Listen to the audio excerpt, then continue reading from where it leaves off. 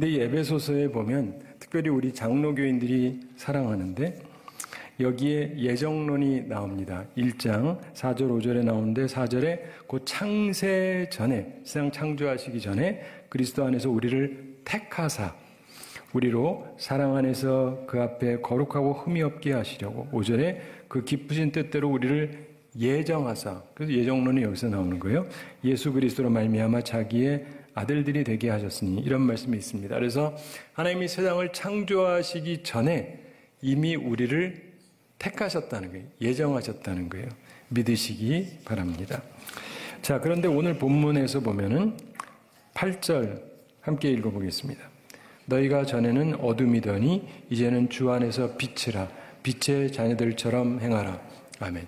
그런데 우리가 과거에 어둠이었다고 얘기합니다. 우리가 성경을 좀 알잖아요.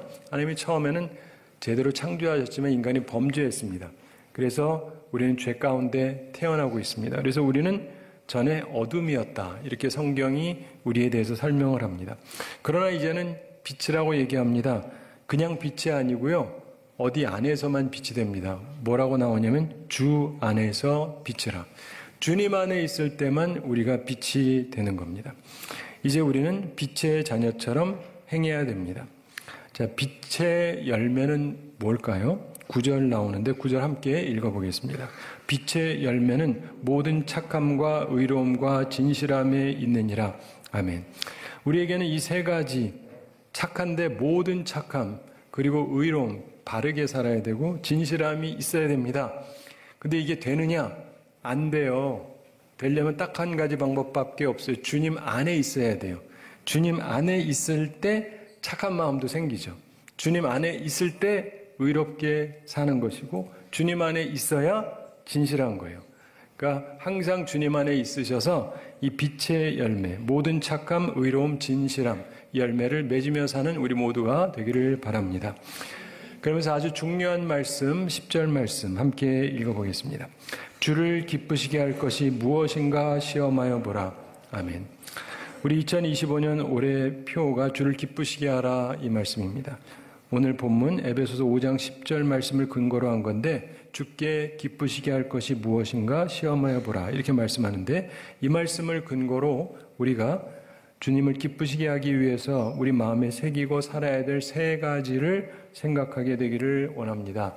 그 첫째가 하나님 중심이에요. 본문에서 주께 이런 말을 하잖아요. 주를 기쁘시게 할 것. 그러니까 주님, 우리의 하나님을 말씀하는데 이것은 우리가 하나님께 어떻게 해야 되는가를 생각하면서 살아야 된다는 것을 가르쳐 줍니다.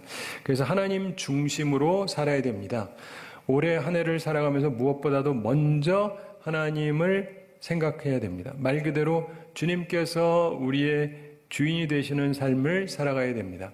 우리는 세상의 종이 아닙니다. 마귀의 종도 아니고 더 이상 어두움의 종도 아닙니다. 하나님의 종이고 선하신 하나님의 자녀가 됐습니다. 우리는 새 삶은 마귀를 따라가는 삶이 아니라 하나님 중심의 삶이 되어야 하는 것입니다. 제가 가지고 있는 신학이 결혼신학이라고 말씀드린 적이 있는데 주님이 주종관계만을 뜻하는 것이 아니라 부부관계도 뜻하는 거예요. 그래서 주님께서 우리의 머리가 되시고 우리가 몸이 되는데 마치 부부가 그런 것처럼 우리가 그렇다는 것입니다. 그래서 나중에 주님께서 천국에서 신랑으로 우리를 맞아주시고 우리 교회는 신부처럼 주님을 만나게 됩니다. 우리가 두 번째로 생각해야 될 점은 기쁘시게 하는 것입니다. 본문에서 주를 기쁘시게 할 것이 무엇인가 시험하여 보라 이런 말씀을 했죠. 하나님 중심으로 하나님을 기쁘시게 하는 것을 생각해야 됩니다. 지난 세기의 베스트셀러 중에 하나로 리고렌 목사님이 쓴 목적이 이끄는 삶이라는 책이 있었습니다. 사실 내용을 보면 아주 기초적인 이야기를 깊이 있게 쓴 건데 그 기초적인 얘기라는 게 뭐냐면 우리가 이 세상에 존재하는 이유, 목적이 뭐냐 하는 질문입니다. 이 질문에 대해서 우리는 세례받을 때 가장 기초로 공부를 합니다. 사람의 첫째 되는 목적이 뭐죠? 하나님께 영광을 돌리고 그분을 기쁘시게 하는 것입니다. 혹시 모르시는 분은 이거 머리에 외우셔서 암기하셔야 되고 가슴에 새기셔야 돼요. 특별히 재직인데 모르면은 큰일 나는 사람이에요. 이거는 새기고 있어야 돼요. 세례 받을 때 이 답을 못하면 저 세례를 안 줘요. 근데 이렇게 말하면 다 외웁니다.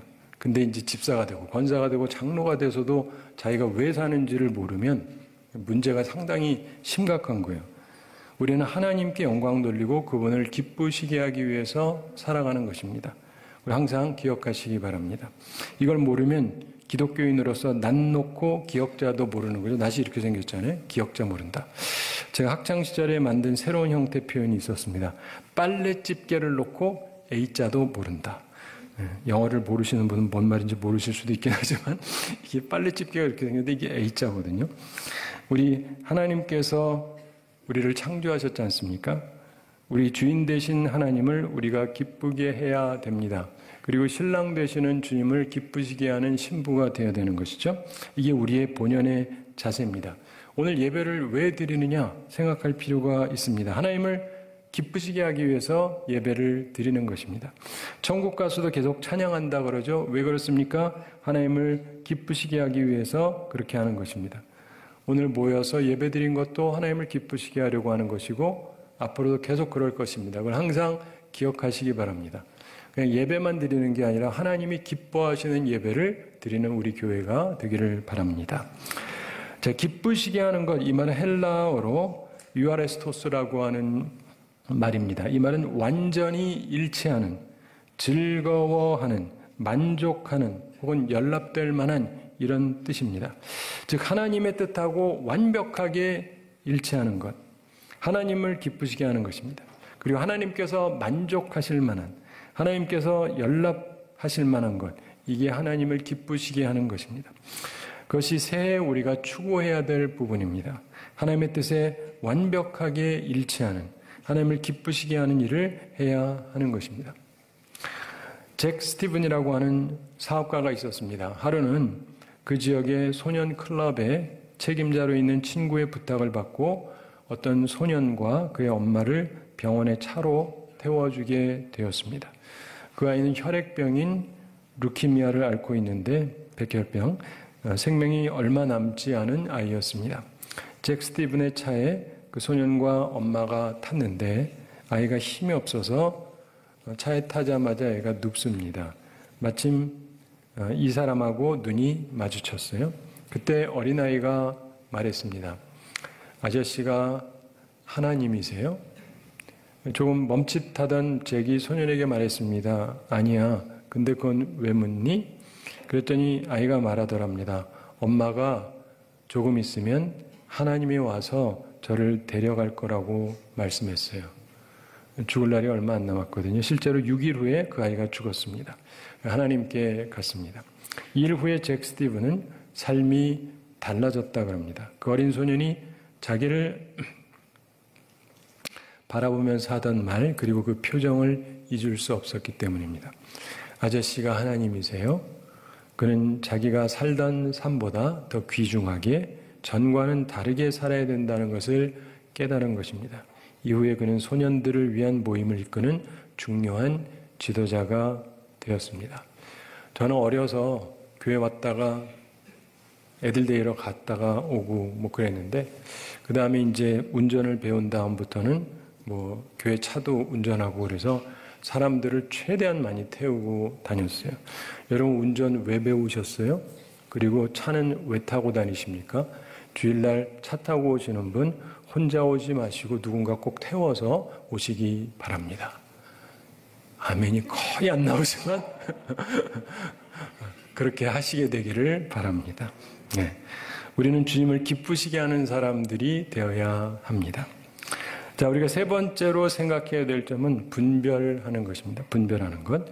본문에서 주께 기쁘시게 할 것이 무엇인가 시험하여 보라 이렇게 말씀했죠. 자, 그런데 여기서 시험한다는 말을 잘 이해하실 필요가 있습니다. 고린도전서 10장 9절 말씀에 보면 저희 중에 어떤 이들이 주를 시험하다가 뱀에게 멸망하였나니 우리는 저희와 같이 시험하지 말자 이런 말씀이 나옵니다. 따라서 본문 말씀하고 그 말씀하고 모순된 것처럼 보이죠. 근데 사실은 모순된 것이 아니고 이런 건 원어로 보아야 좀 설명이 되는데 이 두 가지 경우에 서로 다른 원어가, 다른 단어가 사용이 됩니다. 이 본문에서 시험한다, 이 말은 헬라어로 도키마조라고 하는 말입니다. 이 말은 검사하다, 시험하다, 분별하다 이런 뜻입니다. 즉 하나님을 기쁘시게 할 만한 것이 뭔지 검사해라. 하나님께서 기뻐하실 만한 것이 무엇인지 분별해라. 이런 뜻입니다. 우리가 흔히 생각하는 시험, 유혹을 말하는 게 아닙니다.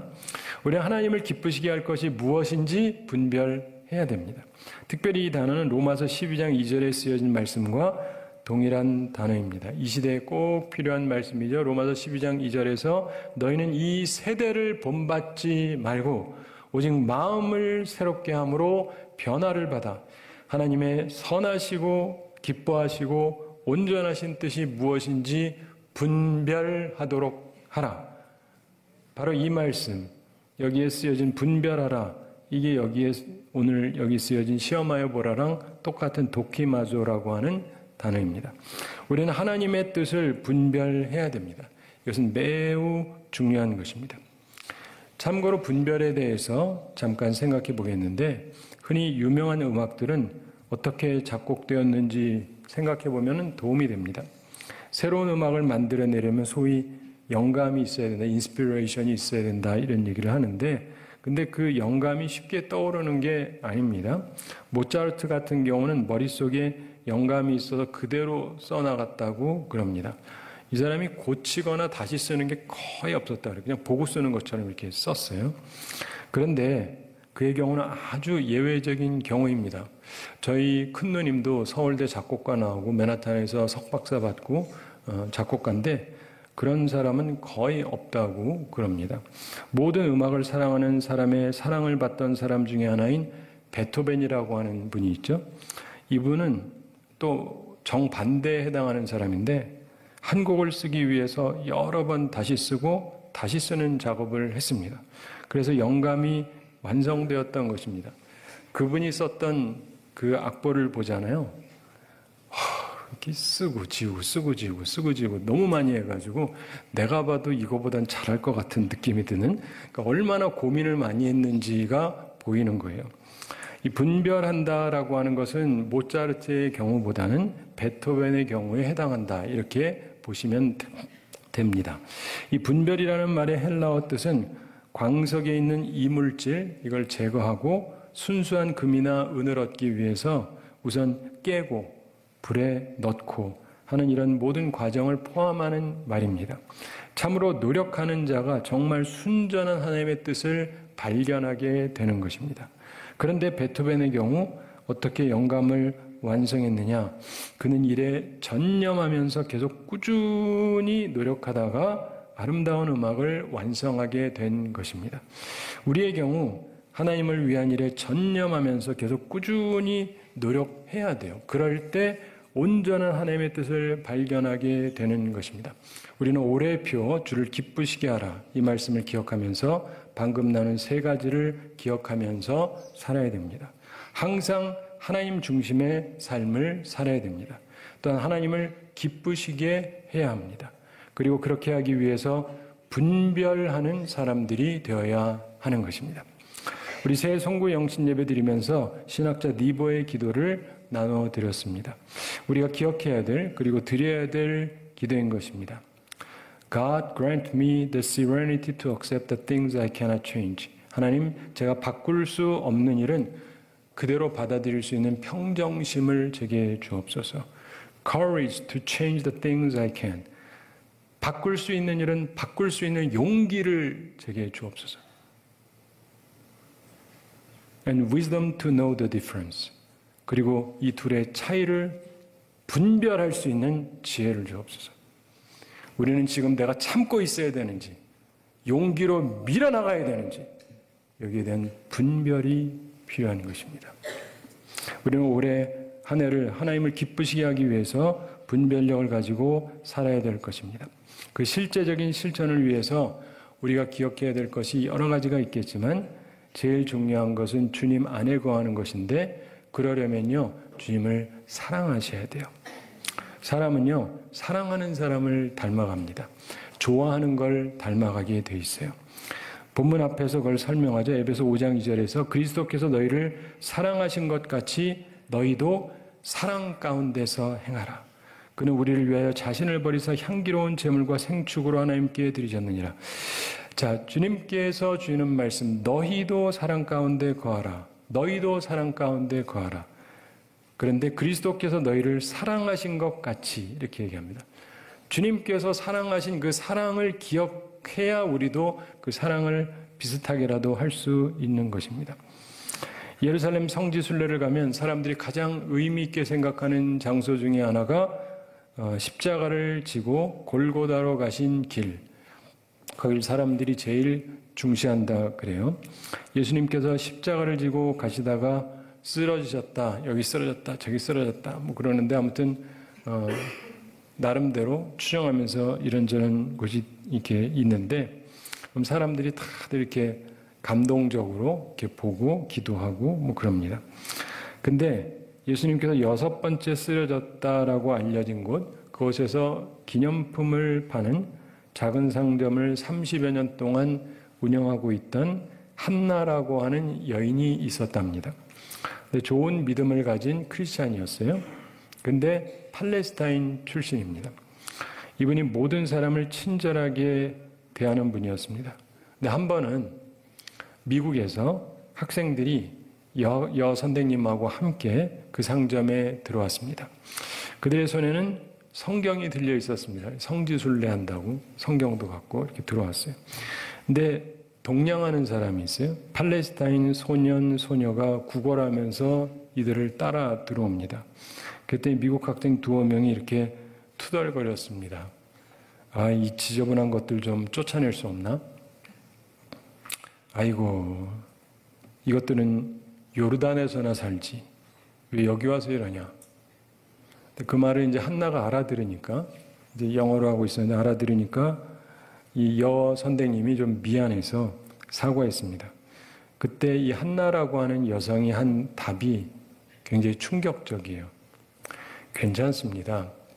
저는 벌써 오래전부터 성경 믿는다라고 하는 사람들이 사실은 성경대로 살지 않는다는 사실을 알고 있으니까요. 예수 믿는다 그러고 성경 믿는다 그러면서 성경대로 살지 않는 사람들이 대다수라는 걸 전 잘 알고 있습니다.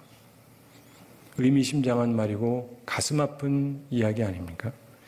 이 한나라고 하는 분은 좋은 믿음의 사람으로서 미국과 유럽 각지에 있는 약 1000명의 팔레스타인 학생들에게 장학금을 지급했습니다. 그리고 팔레스타인에서 항상 문제가 되던 웨스트뱅크 지역에 3개의 작은 구호 진료소를 설립하고 그 운영 자금을 댔습니다. 그리고 고아원도 2개를 설립하고 그 운영비를 후원했습니다. 실제로 사랑하는 삶을 사는 사람이었습니다. 요한일서 3장 18절에서 자녀들아 우리가 말과 혀로만 사랑하지 말고 오직 행함과 진실함으로 하자 이렇게 말씀하십니다. 사랑과 행함, 진실한 사랑이 있는 우리의 삶이 되어 주를 기쁘시게 하는 우리 모두가 되기를 바랍니다. 올해를 맞으면서 333 기도하시라고 그랬는데 감사한 것은 어느 때보다도 가장 많은 분들이 하시겠다고 작정을 하셨어요. 그래서 좀 기대가 됩니다. 계속 작정을 실천하셔서 꼭 응답 많이 받으시게 되기 바랍니다. 근데 그 중에 그 한 기도문이 딱 제가 보면서 이거는 한번 좀 말씀드리는 게 좋겠다 해서 말씀드린 교회를 위한 기도인데 좀 특이한 기도문이 있었어요. 지금 이대로 계속 가게 해주세요. 그러면서 뭐라고 썼냐면 지금도 너무 좋다 이렇게 썼어요. 누가 썼을까요? 제가 쓴 건 아니고 근데 특이한 게 뭐냐면 직분자가 쓴 게 아니에요. 네. 청년도 아니고 중고등학생도 아니고 초등학생이 쓴 거예요. 초등학생. 그걸 보면서 예수님이 하시던 말씀이 생각이 났습니다. 천국은 어린아이 같지 않으면 결코 갈 수 없다. 어떻게 저런 생각을 하고 있을까? 그러면서 내가 참 나도 때가 많이 묻었다. 이 애를 좀 본받아야 되겠다 이런 생각이 들었어요. 여러분도 그렇지 않습니까? 예. 깨끗한 마음 가지고 주님을 섬기시게 되기를 바랍니다. 오늘 말씀 정리합니다. 우리는 올해 주를 기쁘시게 하라 이런 표를 가지고 살아갑니다. 그러기 위해서 세 가지를 기억해야 된다고 말씀드렸습니다. 첫째, 하나님 중심이고요. 항상 하나님 생각하면서 사시는 한 해가 되시기를 바랍니다. 두 번째로 하나님을 기쁘시게 하는 것입니다. 하나님을 생각하고 하나님을 어떻게 하면 기쁘시게 할까를 연구하셔야 되고, 세 번째로 분별하셔야 됩니다. 아무거나 하나님이 좋아하시겠지가 아니라 정말 하나님을 기쁘시게 할 것이 무엇인지 분별하는 우리가 되어야 합니다. 때로 주어진 상황을 그냥 받아들여야 되는 것이 하나님을 기쁘시게 하는 것이라면 그냥 받아들이고 평안 속에서 그대로 지내야 할 것입니다. 그러나 하나님이 바꾸기를 원하신다면 용기를 가지고 바꿔야 할 것입니다. 그리고 무엇보다 이 둘을 분별할 지혜를 가지고 살아가야 하는 것입니다. 현재 우리나라를 보면 지혜가 필요하다고 생각되지 않습니까? 교단도 그렇고 교회도 그렇고 여러분 가정도 그럴 수 있고 스스로도 그럴 수 있어요. 하나님 앞에 이게 어떤 상황인지 잘 분별해서 하나님이 주는 지혜로 살아가는 우리 모두가 되기를 바랍니다. 자, 한 가지 이야기 말씀드리면서 오늘 말씀을 마치겠습니다. 일반적으로 새들은 그리 오래 살지 못하는 것으로 알려져 있죠. 근데 솔개라는 녀석은 상당히 오래 산다 그러는데, 오래 사는 경우 한 70년까지 산다 그럽니다. 상당히 오래 사는 건데, 근데 솔개의 생애를 보면은 위기의 시기가 있다 그래요. 솔개가 한 40세쯤 되었을 때가 위기의 시기랍니다. 많은 솔개들이 사실은 그때가 되면 거의 다 죽는데요. 근데 그 위기를 넘기는 솔개는 30년을 더 산다고 그럽니다. 그 위기의 때, 그 위기를 극복하는 법에 대한 특이한 이야기가 알려져 있습니다. 솔개 나이가 40쯤 되면 솔개 그 앞에 불이 있잖아요. 불이하고 발톱, 여기에 심각한 문제가 발생을 한다 그럽니다. 손톱을 길게 자라게 한 분 보신 분 있으면 아시겠습니다만은 어떻게 자라죠? 똑바로 자라나요? 아니, 이렇게 구부러집니다. 네. 손톱이 길어지면 휘어요. 마찬가지로 솔개의 뾰족한 발톱도 그렇고 부리도 그렇고 40년 세월이 흐르면서 점점 부리가 휘어진다고 그럽니다. 그러면 얼핏 보면 멋있어 보이는데 문제가 발생을 합니다. 제대로 공격을 할 수가 없대요. 무엇을 제대로 쫄 수가 없답니다. 그리고 발톱도 마찬가지고 다 점점 휘어지고 그러니까 더 이상 효율적으로 먹이를 잡을 수가 없습니다. 보기는 멋있는지 몰라도 먹고 살기가 힘들어지는 거예요. 이 위기의 시점에 도달했을 때 많은 솔개들이 자기 전환을 못하고 그대로 죽는다고 합니다. 근데 이때 이 위기를 극복하고 다시 30년 사는 솔개들이 간혹 있다고 그러는데 어떻게 하느냐? 자기 이 휘어진 부리로 바위를 쫀대요. 그럼 어떻겠습니까? 아무리 솔개 부리라 할지라도 바위를 쪼면 당할 수가 없지 않습니까? 그러면 자기 부리가 박살이 나는 거예요. 그러면 솔개가 스스로 그거를 하는 건데 얼마나 아프겠습니까? 근데 이상한 것은 이렇게 부리가 박살나고 나면 새롭게 부리가 난대요. 근데 나면서 젊을 때처럼 뾰족한 부리가 회복이 된답니다. 그래서 소위 회춘을 한다는 겁니다. 그러면서 다시 30년을 살게 되는데 그래도 또 풀어야 될 숙제가 있죠. 바로 발톱 문제입니다. 이 솔개가 새로 부리가 나면 자기 부리 가지고 자기 발톱을 뽑아낸다고 그래요. 손톱 하나 뽑으면 엄청납니다. 난 해보고 싶지도 않습니다. 근데 이게 고문도 이런 고문이 없는데 자기가 직접 뽑는데요. 그 보통들 못하죠. 근데 그렇게 하면 또 신비하게도 새롭고 뾰족한 발톱이 나온다고 합니다. 그래서 완벽하게 회춘하는 것입니다. 이런 자기를 죽이는 과정, 이걸 통과하는 솔개의 경우는 다시 30년을 살게 되는 것이라고 그럽니다. 올해 우리 교회 45주년 맞았습니다. 제가 왔을 때 한 40년쯤 됐는데 솔개가 회춘해야 될 때랑 좀 비슷한 경향이 있어요. 대부분의 교회들이 이쯤 되면 멋있어 보이긴 하는데 서서히 죽어가는 경우가 많습니다. 왜 그러냐? 솔개처럼 자기를 죽이는 과정, 미래를 위해서 감내해야 되는 고통스러운 자기 전환, 이거를 두려워하기 때문입니다. 두려워하는 자는 그냥 그러다가 죽게 되는 것입니다. 그러나 하나님의 뜻을 따라서 스스로 죽으면, 스스로 자기 전환을 하면, 자기를 부인하면, 그래서 고통을 감내하면서 새로운 변화를 추구하면, 자기 십자가를 지면 바로 그때 새로운 30년의 은총이 주어지는 것입니다. 우리도 전환해야 합니다. 필요한 것 감내해야 됩니다. 그리고 새로움을 위해서 고통스럽지만 전환을 해야만 합니다. 그것이 온전하게 살 길이기 때문에 그렇습니다. 바라기는 올해 한 해를 통해서 주를 기쁘시게 하라, 이 표를 기억하면서 그냥 두어야 할 것은 그냥 두고 바꿔야 될 것은 바꾸면서 참으로 주님을 기쁘시게 하는 삶을 살아가므로 우리의 미래가 보장되는 그런 복된 삶을 살아가는 우리 모두가 되기를 우리 주님의 이름으로 축원합니다.